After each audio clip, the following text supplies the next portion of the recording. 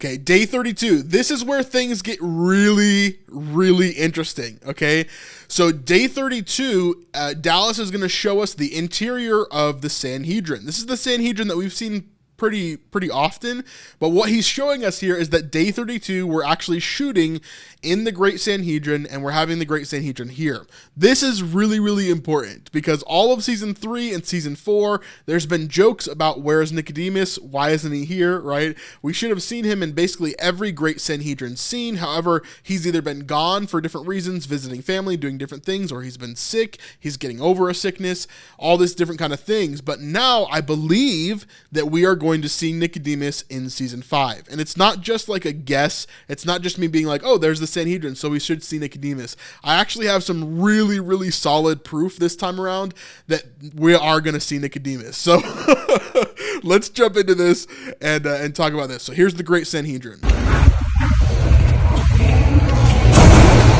By the way, this is the only air-conditioned building in Capernaum. I didn't know that until I went and visited set, but this was a real reprieve when we went in here, and it was cool. Obviously, they turn off the air conditioning when they're shooting scenes, but it was really, really nice to be in here when it was so hot out in Texas. So all the chairs aren't there quite yet, and they've got all these different things. But yeah, really, really cool space altogether. Now, here is one of the main things that we saw, obviously, that has been a big part of what is coming. I believe that these posts are no longer on the internet. I'm sure they are. Obviously, here they're on the internet on our channel.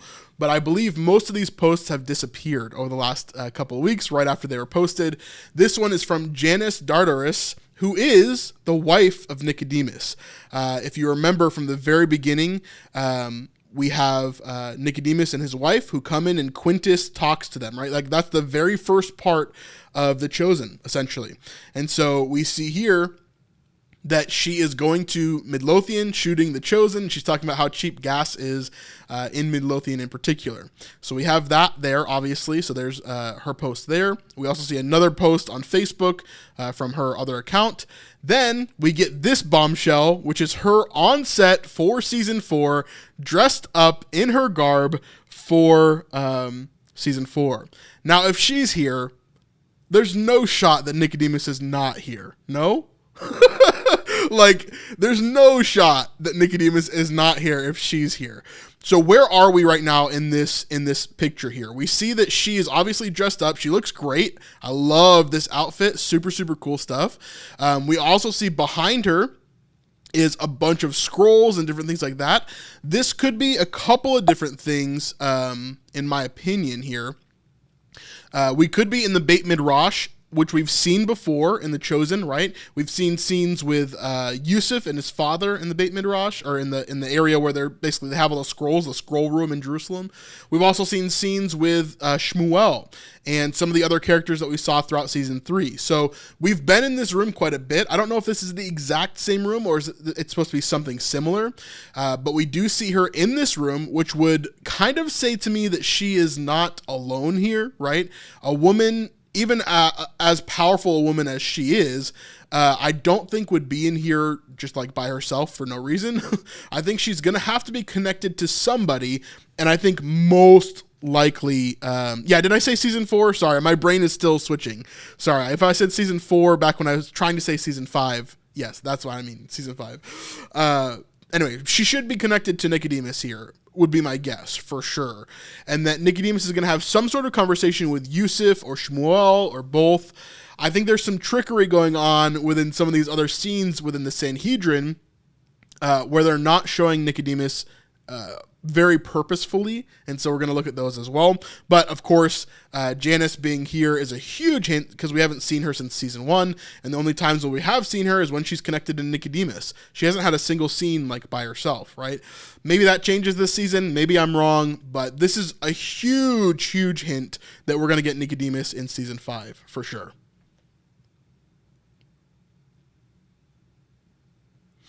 continuing on. Go ahead. Action. So we get some more behind the scenes of the Pharisees in season 5.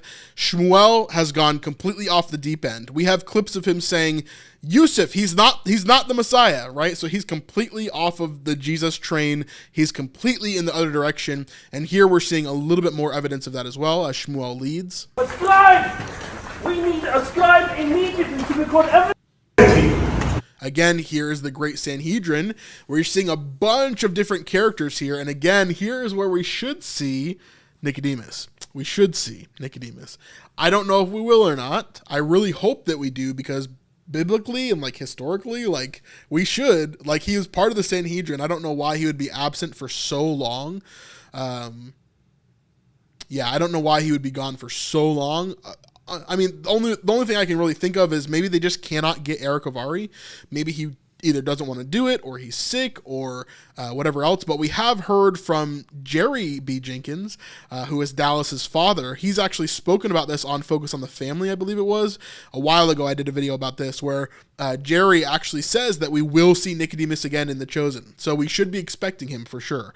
And I believe this season is it for sure. We're running out of time. So season 5, Nicodemus, we know he was in Israel for Passover. We know that 100%. We know that he helped to bury Jesus. So we should see him 2 more times, because he helps to defend Jesus against the Sanhedrin, which is what we're seeing here in these little clips here that we're about to go through. A bunch of people talking about Jesus and what they should do. So we should see Nicodemus in these scenes. I think Dallas is probably being a little bit coy about how he's showing us these scenes and where he's pointing the camera for us not to see Eric Avari if he is in these scenes. So we should see him here, but we also should see him in season 6 whenever Jesus is buried. That's basically what we should see. But yeah. How in Hades are you going to get Pilate to sanction such an exhibition? Yeah, so how in Hades are you going to get Pilate to sanction such an execution? Yeah. Right here, I wanted to chat about this guy real fast. This is Caiaphas in the foreground here. When I was doing this live stream, even in a previous video before this, I was sure that this was Shimon, and I'm not sure why I was thinking that way, but someone in chat actually told me about this, and I even argued with them during the live stream. So whoever that was, I'm sorry, I apologize. I just wasn't thinking about the high priestly vestments and the garments that they wear during this time, but this is Caiaphas closer to Passover, because he's doing these rituals and different things where he would need to wear the high priestly vestments, which is what he's wearing now with the blue and the white head covering, and of course the big breastplate with the gems on front. This is how the high priest would have been clothed later on. So whoever I argued with during the live stream, I'm so sorry. I apologize about that.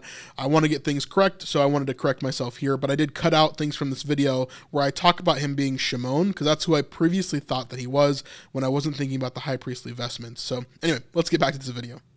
He wants this stone out of his side as much as we do. So that's Shmuel there talking about that. He wants this stone out of his side as much as we do. Or thorn. I can't tell what he's saying there. Thorn or stone. But Shmuel saying that is like, we are going to get Jesus killed. Like, that's as far as he's gone. He's no longer like, hey, let's get rid of this Jesus guy and just like, make sure that he knows that he's in the wrong, right? Let's not just put him in prison. Let's get him killed. That's how far Shmuel has gone now. So very different than he was before, which is why I think that he's Saul.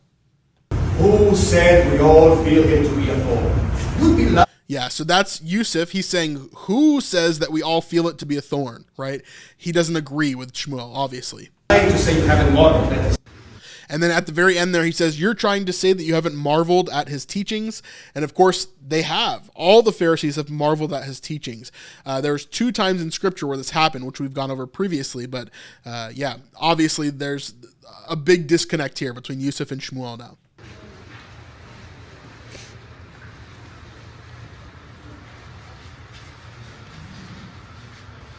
To this endless strife in our community. So there's Gadara talking to this endless strife in our community.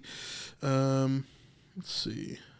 Oh, this guy right here, for a second I thought that was Nicodemus. So I was like, no way. I was like, there's no way I missed that, right? No, this is the other guy that I was talking about, Shimon. So Shimon, who was in season 4, who was called Shimon by Shammai, we know that that's him. He's kind of like a leader of the opposition, someone who might be a little bit more lenient with Jesus in particular. They're not in camera right now, but they're still acting because they're trying to give the other actors on the front of the camera like a really good setup, basically, to help them to continue to understand what's going on here.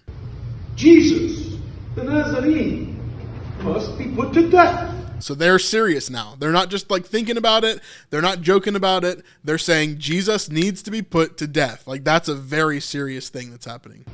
That would only create more strife. And again, before I go into this section, let me clarify again. The guy over to the right with the white hat is Caiaphas, but the guy over to the left, the taller one next to Gadara, this is Shimon, and he is the son of Hillel and the father of Gamaliel. I don't quite agree with how old he is in this clip here, or in The Chosen, I guess, in general. I was pretty sure this was Shimon when I was watching season 4, but then I got confused later on because there's a clip of Caiaphas and another person walking up a staircase where they call him Shimon. And so I must have been confused because we never see Shimon's face within that clip. So anyway, regardless of all of that, this is Shimon, and Caiaphas is the one with the new clothing on, his high priestly garments. So again, that's Shimon. He is more on the Hillel side of things, Pharisaical Hillel side. And so, yeah, interesting. So the wind reap the wild wind. We don't have the authority.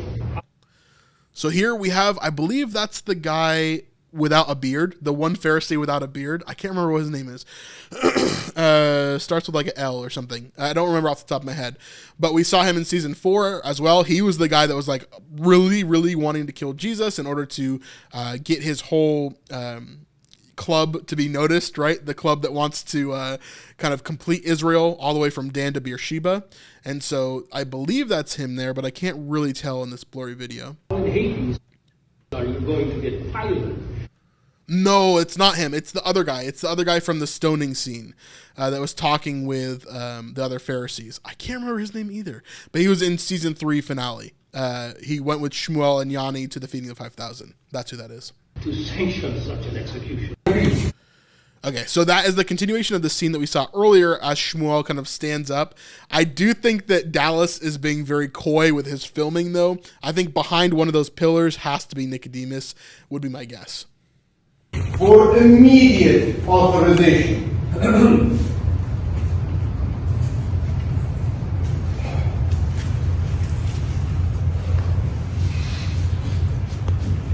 I have documented Jesus' actions, teachings, and rumors of signs longer than anyone. So again, Shmuel he's very much against Jesus now. This is not something that's just like, maybe I'll handle this. Maybe we can make this go away. No, he is very much against Jesus. He is on the train of Jesus needs to die. It's very, very serious. I hope you enjoyed this small piece of our live stream. If you want to see the full 3-hour live stream with no skips, no cuts, you can go over to snipesupport.com and see the full entire thing. Even the parts where I might have been wrong. But anyway, we'd love to see you over there. It's the best way to help support our channel and to help us to continue to make videos just like this. Anyway, we'll see you on the next one. Peace.